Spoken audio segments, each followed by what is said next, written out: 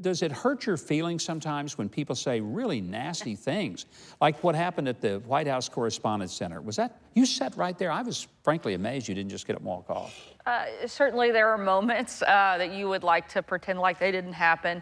But at the same time, I also feel like those are the moments that make you a little bit stronger and put you in a better place for the next day. So while I'd be happy to never have lived through a lot of those, I'm still here, still fighting, and going to continue pushing back and doing my job.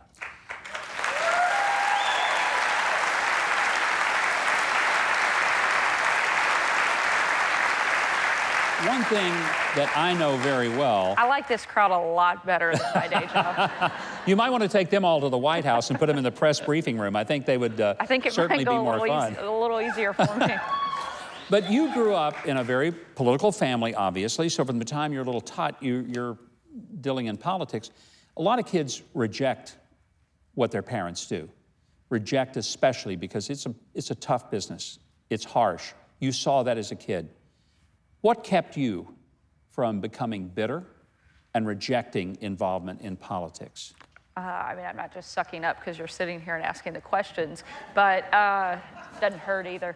No, it doesn't. It doesn't hurt a bit. Certainly, in large part, watching you and my mom go through this process and the spirit that you guys approached every day with.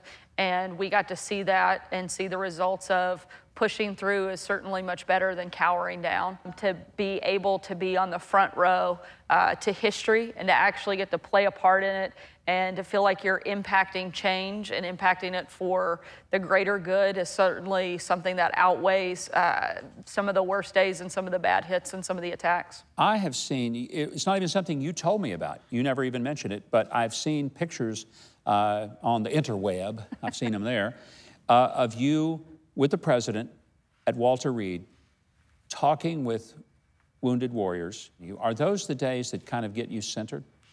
Certainly, the moments where you get to see the greatest parts of America. There's a guy named John. He is he's a double arm amputee, but he's also had double arm transplant. He's only the second person ever in the military to have double arm transplants. And I got the chance to meet him at Walter Reed and his incredible wife and to see his resilience.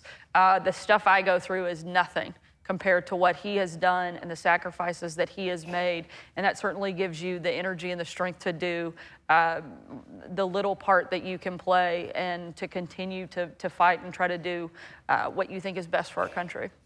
You have a tough job of trying to balance this job that is basically you're on call 24 hours a day, 7 days a week. Family, husband, 3 beautiful, beautiful children. He's not biased either. Yes, I am, and I'll tell everybody I am. How do you balance all that? How does it work for you? Certainly, I have the most incredible partner in the world, my husband, Brian. He's a polar opposite of me, which is very good. He's very laid back. He's very patient. And without him, I couldn't do any of this. Having that support system of family, faith, and friends is the only way that you can get through every day. We have an incredible team at the White House that I get to work with every day. And they are some of the smartest, best, most talented people you could possibly find. But more important than that, they're just good people that want to do really good things, and getting to work with that group every single day is a real honor, getting to work for the president. But he loves our country, and the rest of us do too, and that makes it all worthwhile. Before you go, I want to give you a little gift, a little mug that I hope you'll enjoy, maybe something you can take to the White House. And I'll even pour you a cup of tea so that you'll be able to enjoy it.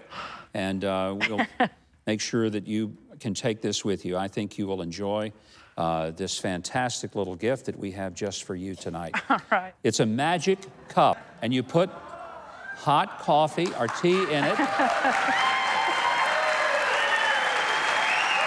So you can take this to the president and tell him we enjoy it. Sarah, God bless you. Thank you so much.